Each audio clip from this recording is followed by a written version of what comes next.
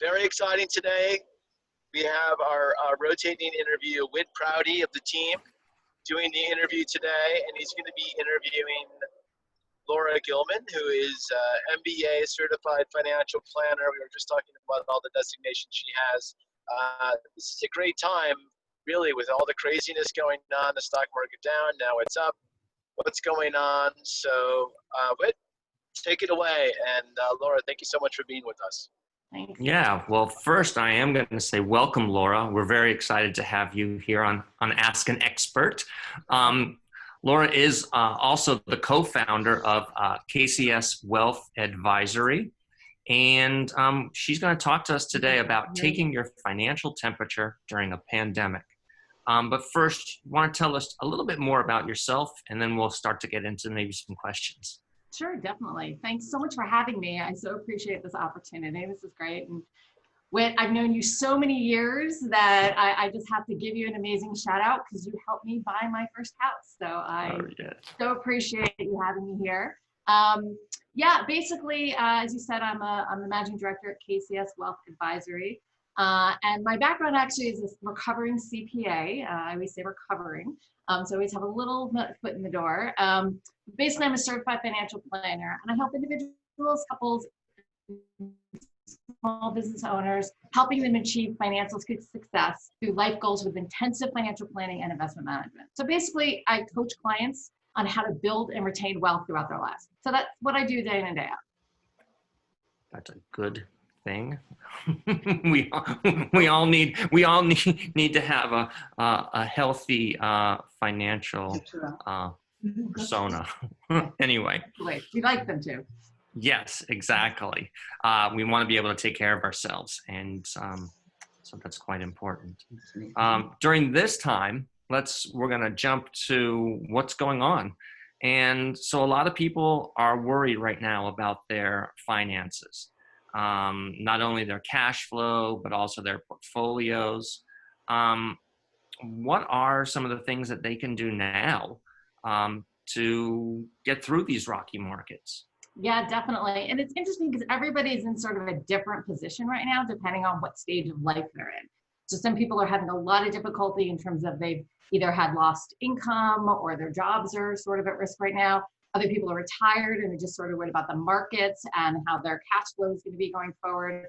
So the first recommendation we give everybody, and we started this from the day this risk started, was go through your expenses and go through your income and take a really deep dive into understanding what your expenses are. The good part of this is since we're all sort of trapped in our houses, a lot of our expenses have gone down, unless you're sort of, shopping for therapy right now. But a lot of expenses have gone down. So looking for those ways to reduce your expenses as much as possible to limit how much you have to pull if you do have to pull from your savings or your investments at this time. And also, and I'll give you, there's some examples we can give about looking at your income and also look at that side of the equation and maybe even do projections of how long your cash with the income coming in will last against all of your future expenses. So that's important to look at. The other thing we always like to say also is stay the course. One of the biggest things in a rocky market is panicking. And most people will panic because you just don't know how it's going to last, if it's going to keep going up and down, if it's going to get worse. And particularly in this environment, you not only have the fear of the markets.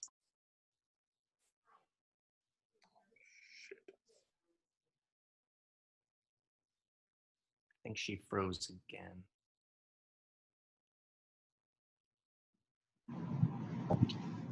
Laura? That's all right. So we'll wait for Laura to get back.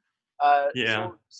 So one thing just kind of that I thought was great with that she touched base on was going over your expenses. And I don't know about you, but my coach has me, I have 3 different levels of expenses. I have, living large mode, which I'm able to enjoy life and save a lot. And then I have regular mode, and then I have lean mode. And it's really easy to cut out 10-20% of your expenses without really feeling the pain right now. And while we have closings and things are quote unquote happening, I have adjusted to lean mode expenses. And with this COVID, I mean, part of lean mode is cooking at home as opposed to going out, and that's something that we can't do right now. Yeah, how about yourself, exactly. Whit? Yeah, I think Laura is actually back on now. Oh, okay. There we go. Hey. I'm sorry. I don't know what is happening with my internet today. Oh, that's it's one of okay, those Laura. things. So we left you with Stay the Course, and while you were out, I was just saying that, I have, when you talked about going over your budget, I have 3 different budgets for myself, which is A, living large mode, let's save and spend a lot of money, and 2 is regular mode, and 3 is lean mode, and that's exactly the mode that I'm in right now. And kind of the funny thing is, with lean mode, that means cooking at home, not going out, and that's kind of where everybody is. So it's kind of a default, if you will. Yeah, and that's sort of perfect. And it's one of the things we also recommend sort of in how do I deal with this for next, like how can I get myself in shape for the next thing that might happen in this realm? And so that's one of the things we highly recommend. And I love that you're doing that, Martin, because we like people to have their regular budget. They're sort of, I'm doing really well and I can spend a little more budget because I can enjoy myself. And that super lean budget when things really aren't what we expect. And so we can easily move between the 3 budgets if we need to. So we don't have to panic and not know what to do when moments like this happen. You already have a plan in place. So I love that you put that together. I think that's perfect planning. And you're like, one would be my star pupil. Yeah, that's one thing I have to say. It's like, that's funny. How many people do you think really are prepared like that out there? Well, if there are clients, we hope they are. So that's one of the things we work on with our clients. But yeah, many people don't do that because it is sort of one of those, it's a bummer. Like who wants to prepare for the worst? But in Southern California, we have to prepare for earthquakes. It's the same sort of thing. You need to actually have that in your list of things to prepare for in bad times. Right. Yeah. So quickly going back to the other piece about staying the course is when markets go down, the negative of selling means that if you pull money out or go to cash, you can't really predict, most people, when to get back in.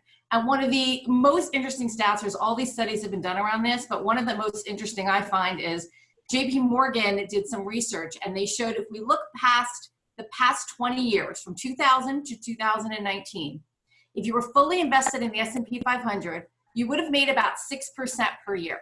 That's per year, annualized. But if you missed the 10 best days of the year, so the 10 days that went up the most, your average annual return would have dropped to 2.44% per year. Ouch. That's a 60% drop because you missed the 10 best days of the year out of over 7,000 days in that time period.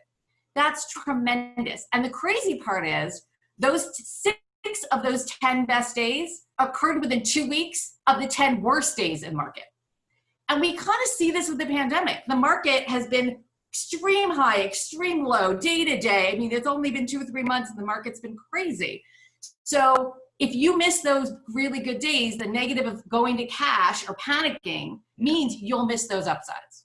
And so that's why selling is really not a good thing. It's pretty extreme numbers when we look at them. Yeah. Yeah, that's huge. Pretty Those incredible. are big numbers. Yeah. So and again, it's also one of the reasons why the government in the CARES Act waived RMDs, required minimum distributions from IRAs and all retirement accounts for this year, for 2020, because they realized you don't want to sell and have to distribute when the market is down. It's very detrimental to your overall long-term health in your portfolio. Interesting. So, okay. So that's all the reasons why not to panic sell.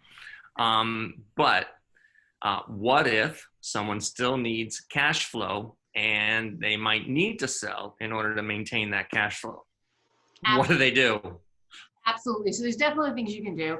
The first is, we don't call it timing the market because we don't like those words, but what we can do is look for what we call mini upturns. So in every big, long down market, we have what we call these cyclical bull markets, which are these time periods where the market just jumps up and then it might go down again and then it jumps up. We want to try to at least wait out to catch those up markets. The best way to do that is to have some cash on the sidelines, sort of like an emergency reserve that we normally recommend you have in good times as well as bad. So if you have a bunch of cash on the sideline, then you can use that cash in the in the immediate term. So to wait for those sort of mini up periods and then try to sell at those moments because you're paying active attention for when the markets do that. So that's one of the things you can do to at least minimize the damage of pulling in a down market. The other thing you can do is, especially what we've seen in this past few months, is the market went down quite quickly, which meant a lot of people, if you're normally in a 60% stock portfolio, found themselves with only 55% stocks because the stocks dropped and the bonds didn't drop as much. So we normally would want to rebalance that. Well, what you would do to rebalance is if you need the cash, take from your bonds, right? That will automatically make your your stock percentage higher and will prepare you for when the market comes back, you have the right allocation to capture the gains on the way back up. So that's another thing you can do in terms of if you have to pull from the accounts, where to look for. And then the third thing, which is really the last thing we want people to look at, is the CARES Act did pass some options for pulling from retirement accounts. And one of the really great things, particularly for people under 59 and a half, is we normally have a 10% penalty plus taxes. Well, you can now pull up to $100,000 from any retirement account. And you have and there's no penalty, they waive the 10%, and you don't even have to pay taxes if you re-put the money back in within 3 years. So you're sort of giving yourself a loan if you can put it back. If you don't put it back in 3 years, you do owe the taxes. Right. Yeah. There's one other. Wow, that's great. I didn't know about the 3 years. Yeah. You can put it back. Yeah. The second piece you can also do is on a 401k, if your company has a 401k or 403b plan and they've elected it, and they do have to elect this stuff, then you could also take the normal loans, $50,000 up to 50%. They've raised that to $100,000. So you can now do a normal 401k loan. It's usually a 5-year loan. You pay yourself back. The limits have gone higher. So, but there's interest on that, correct? There's interest, but you pay yourself interest. Okay. The interest goes back to you, and you pay it over that 5 years out of payroll deductions, assuming you still are working. Yeah, that's but you should check with your if you're still working with your employer for the provider seat they've elected that. I've already had one client take advantage of that. And are there other advantages in CARES Act as well too for people? Yeah, so there's definitely other opportunities that you can take advantage of right now. One is I mentioned the RMDs are waived, and so we do recommend if you don't need to pull from your IRA, look at where you're living, especially in retirement. Start pulling from other investment accounts instead of your IRAs, and they're allowing you to put any RMDs you've taken from February 1st all the way to July 31st. You can put it back in.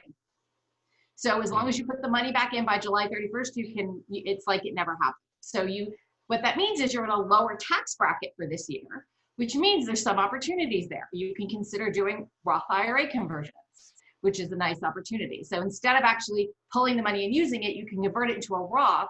And one of the great things of Roth conversions in a down market is the market's down. So you're pulling money out of an IRA, putting it into a Roth IRA, and the growth that returns is all tax-free, as opposed to letting it grow back in the IRA.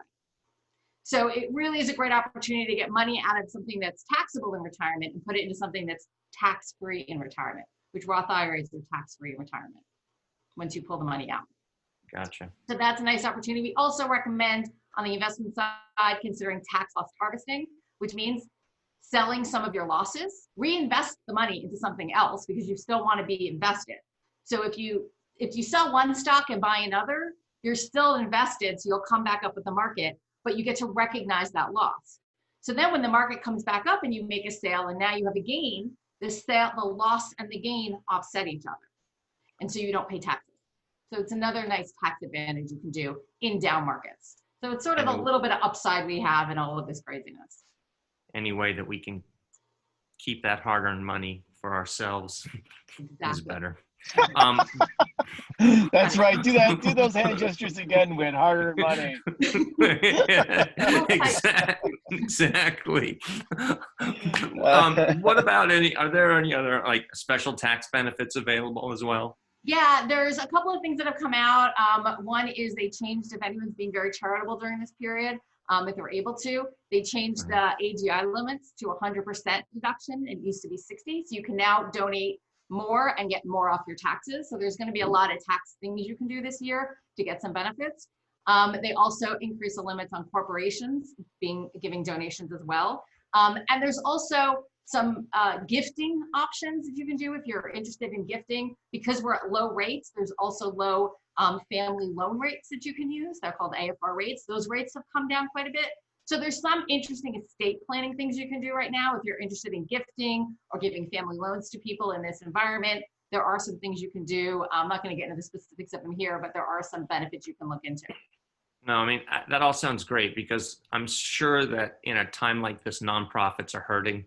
And so anything that makes it more advantageous towards giving towards those nonprofits, I mean, that's a positive thing on a moral compass thing, right?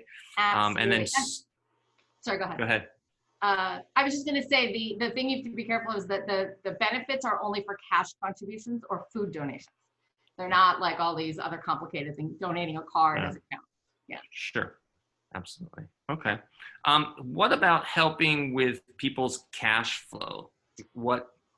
Yeah. So Martin made a really good comment about having that, here's my budget in tough times, right? How do I cut back? Well, there's lots of things that different companies are doing right now to help people to cut back. So one is there's a bunch of deferral programs. So there's some mortgage deferral programs you can take advantage of, student loan deferral programs that you can take advantage of. Be careful of checking on your program because they're different between the government programs and the private ones. So you definitely want to call your provider and ask what options they have. People are asking landlords for rent deferrals. Some even are saying, I heard someone say, you know, they were able to reduce their rent by 10% for the next few months, and then they just tack it on over the next few months. So it's not like a big lump sum all at once. So it at least helps. I'm also reading in Los Angeles, they have a pool of money that they might be able to give to people to help them with their rent, up to $1,000 a month. So once that comes out, we'll put that on our website for people to take advantage of. Also, I recently read that credit cards are actually helping people with deferrals, or at a minimum, if you call them and say, I can't make payments for the next few months, they'll defer the late fees or waive the late fees. So it's worth calling, especially if you're home and have time on your hands, to call these various companies and see what you can do. A couple other things is look at utilities, look at your insurance. Auto insurance should be giving deductions to everybody, and this was kind of big in the news. I know State Farm is giving, I think, a 25% discount to everybody because nobody's driving and there's not a whole lot of accidents anymore. So, you know, you should call your insurance company and say, hey, I haven't driven in 2 months. Can I have a reduction in my auto insurance premiums? And a lot of them are offering that. So it's worth sort of looking around and looking for those discounts. Great. Great. And just touching, I'm just going to interrupt for a second. Sorry, Whit. Like on expenses and stuff. So the key thing I think, and this is from experience, is don't hide, right?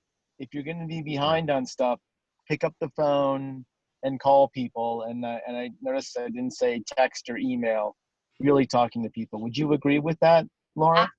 Absolutely. I think hiding exacerbates the problems because almost all of these programs are only granted if you ask for them. They're not just going to give it to you. So you calling and explaining, I think people, not everybody, but I think a lot of people are going to be more amenable because they're difficult. Now, not everybody can. Some landlords can't necessarily afford to take reductions, which is why the city is putting forward some of these programs. But I think it's important to at least put it out there and just say, hey, you don't have to tell them your situation. Just say, hey, things are really rough right now. Are there any programs that are available for me? Or make the ask. Say, hey, would I be able to reduce my rent by 10% or 20% this month? Make an offer and see how they respond. Instead of just saying, I need help, I can't pay, right? Make an offer and see if they'll negotiate with you. And I think more people, hopefully people are sympathetic and can relate to other people right now and help out in those situations. Yeah, right. Hopefully they can. I mean, I think most of what I've seen is not forgiveness of the debt, but at least moving the debt off right now to help with cash flow. Exactly. and not adding penalties towards moving that debt. Yeah, and I think that the one thing I do warn people on, because sometimes it's not worth it, we've seen this on the mortgage side, is some mortgage companies are like, well, wait, we'll defer for 3 months and then you owe 4 months all at once at the end. Well, that's not going to help, right? You're just going to be in a worse situation then. So I wouldn't normally recommend that. I mean, there might be situations, but they might be willing to do something where, like I said, with the rent, where they reduce it and then they divide it up among 8 payments after that, right? So you have a little bit of higher payments down the road for a little lesser payments now. And it just helps to juggle. It's important to look at that big picture. That's why understanding your full budget and saying, okay, I'm taking little bits here and little bits there is a better way to look than just trying to take a big chunk of something and hoping that will work out. Great, that's good. Talk to us about how you suggest people prepare for something like this in the future if they're not there at this moment, or they don't feel that they have it all put together. Yeah. Because they keep talking about how something could happen again in the fall. We don't know, but how do we plan ahead? Maybe something doesn't happen this year, but a year or two from now. Yeah, I mean, one of my worries isn't just my worry because I'm a paranoid, is we could have another pandemic in 5 years. Like, what do we do then, right? Like, we have a little knowledge now and hopefully we'll learn from it. But yeah, like I think the best suggestion right now is Martin's suggestion of putting your budget together now, understanding your budget. And there are lots of tools you can use to do that. There's online tools. One of my favorites is mint.com. It's free. It aggregates your data into software so you can see all of your budget. You could use other sorts of software tools. You could use a spreadsheet. But to understand your budget, because then when you have to cut, you know where to look, right? Otherwise, you're just like, I don't know, I just spent a lot of money and I don't know where to start. It just is overwhelming. So if you already have a budget, and especially if you have one that's, okay, if I need to tighten my belt, this is what the budget would be, I think that definitely is helpful. And if you have the time now is a great time to do it, to start that process and start that tracking. Also, we're seeing some stories about people who are making sort of rash decisions around retirement, around Social Security. One of the biggest things you can do, and now might not be the best time, but to start considering, is really put together a financial plan. And I'm not doing this as a pitch, but one of the benefits of, some people are saying, I need money now, so I'm going to collect my Social Security now, even though it might be better for them to wait. And so having a plan in place and knowing what your plan is, and then being able to say, all right, if I do take it earlier, does that drastically affect my future? Because remember, we're in this now, but people still have years and years and years, potentially 20, 50, 70 years to go. And you don't want what's happening now to affect you for 10 and 20 years down the road because you made a decision now that's irreversible. And the big irreversible decisions are retirement and Social Security, right? Once you make that decision, you can't go back on it. So it's important, I think, to sort of get a handle on what that projection looks like, and then look at it and say, all right, if we make these changes, is it going to drastically affect us in the future? Or are there other things we can do to counter that? And those are sort of the big things we look at. The third really big thing that I think is important is this is the best time to understand your risk tolerance and how you're reacting to the market. And if you're panicking and ready to sell at a moment's notice, you probably have too much risk in your portfolio.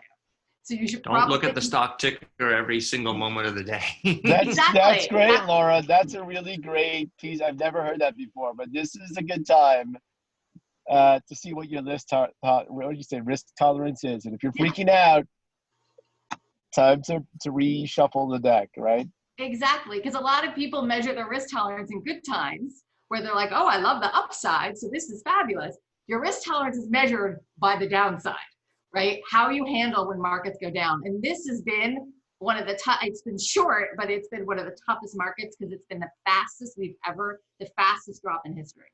And so when you go down that fast, you really learn how well you can keep your risk tolerance going. And so that's why we recommend look at this period, see how you react, see if it makes sense to change your risk tolerance, but also look at that and if it affects your long-term plan. Don't just do it in a vacuum. Make sure that you can tolerate reducing your risk psychologically, but also financially. Maybe you need to take more risk because of your financial situation. So it's important to look at both of those issues. Yeah. Well, so finances aren't the only thing people are worried about, right? So they're also concerned about their health, which makes them worry about what happens to their family if they get COVID-19. Is there anything that you suggest they do to help alleviate this worry? Yeah, so I've been talking to a lot of estate planners and they're all inundated. Everybody's panicking and saying, I need an estate plan. I need healthcare directives. If I get sick and end up in the hospital. And so there's a lot of sort of misinformation or panic out there around estate planning. So if you don't have a plan and you're considering it, it is worth looking at. If you don't have a plan. If you do have a plan, it's important this is maybe a good time to look at it. One of the most important things that people aren't considering, they're considering if I die for estate planning. But one of the biggest things in estate planning is, what if I'm disabled? What if I can't make decisions for myself? What if I'm not able to? What if this COVID affects me in some other way or anything? So the disability component of an estate plan is just as important, your capacity to make decisions, as death is. So an estate planning can encompass that, and that's a good conversation to have with your or an estate attorney. We have gotten some crazy questions from people regarding some of my clients are planning for when they go to the hospital, like they're already putting their plan, like, I want these medicines, I want this treatment, I don't want to be on a ventilator. But they're starting to panic that just because normally being on a ventilator means it's sort of like your last stage of life, and a healthcare directive might then come into play. And so I've spoken to, and they're panicked about that. And I've spoken to a few estate planners, and most say they craft their healthcare directives not about being on a vent, but about being on you basically have no cure going forward. There's nothing they can do to save your life at this point. Most people going on ventilators now is to save their lives, not to potentially say this is a last ditch effort, right? This is to save their lives. So you want to look at your healthcare directive and see how it's like, what the language is, and make sure it says, 2 doctors have said that there's no hope anymore and there's nothing we can do. And that's when your healthcare directive comes into play in terms of what happens after that. So it's not something to panic about. Most healthcare directives don't mention ventilators, don't mention any of the stuff, even though it is sort of one of those end of life things. In this moment, it's not an end of life thing. It's a life-saving measure. And so most won't go into effect in that situation. That's great. That's great to know. Yeah. It's just, we get a lot of these random questions, and I think it's important to kind of put good information out there from some of these questions that we're getting. Yeah. Okay, so give us kind of like, we're approaching our end of time here. So would you just give us kind of like your highlight section, and we'll see too if anybody has in the chat box any specific questions for you, but maybe just kind of your roundup of top pointers for how we get through this very uncertain time that no one's ever experienced before. Yeah, I think the biggest part is to try not to panic. Planning is your friend. And the more plan you have, the less you have to panic, because you have something in place to help you get through it. So take advantage of the expense saving things. Take advantage, I didn't mention, there's all these programs that the governments are offering from an income perspective that people who've never been able to use these programs now can. So take a moment to sit and say, okay, what's my situation? Try to evaluate it, and then go out and see what things are offered. And we have a bunch of webinars on our page that can help if anyone wants to look at those on our website. But there's I was going to ask, sorry. Do you have maybe some good sources for people to go, like where they should go? Yeah, so again, it depends. Their situation is the hard thing to know where to go. If if they've lost income, there's, you want to look towards the unemployment programs, particularly if you're freelance, there are now unemployment programs. If you're a small business, there's lots of loan programs you can look at from an income perspective. So it's hard to know which direction to go in. We actually have a page on our website that has 2 pages of resources of where to go. We put it when this first started happening and people were losing income. And it's as specific as if you're a musician, you can go to these programs to get grant money. I mean, it goes down to the level of industry, because we were just trying to put as much information as we could in one place, because it really is all over the place. There's information everywhere on the internet. So that's one resource that people can use, at least to look at different options. And I'm also, willing, if anyone wants a half-hour conversation about their specific situation, I'm happy to do that as well. That's fantastic. Yeah, we'll make sure that as this is posted, that Jared makes sure to include your information so that if people want to reach out to you with more questions, they can reach out to you and get in touch with you. Yeah, Great. He's just giving me the high sign saying yes, he'll take care of that. Very good. Well, that wraps up our session. we're at our half hour. Laura, I want to thank you so much. This information is so important for all of us as we try to navigate our finances through just a crazy time with so much uncertainty about everything going on. But it really then, this kind of information helps people have peace of mind going forward, which then allows us to have a lot more fun in our lives, right? You have to find fun. Hopefully. It's really hard to find fun right now, but I do recommend, there's lots of cool stuff going on the internet now that we would never normally get access to. And so I do recommend, you have to, otherwise, you can go crazy. Absolutely. Thank you so much again. Thanks, and I think that wraps us up. Is that scene, Martin? That sounds great, Will. That scene. Great job, Whit. Thank you again, Laura. Super great. So next Thursday, first Monday of every month, we're talking about different markets here in the U.S. with real estate experts, and we're talking with the husband and wife team that sells in Seattle. So that's for next Thursday. So thanks again, everybody, and we'll talk to you next week. Perfect. Bye-bye, everyone.